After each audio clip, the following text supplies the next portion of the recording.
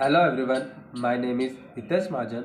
Today our topic is man in the middle attack. Man in the middle attack is a cyber attack wherein the attacker interrupt and relay the communication between two parties pretending to be one of them to steal data or manipulate the conservation without the victim knowledge. है ना. Man in the middle attack एक ऐसा attack होता है जिसमें जिसमें दो user के बीच में जो डेटा सेंड और रिसीव किया जाता है वो उसको मॉडिफाई और मैनिपुलेट भी कर सकता है.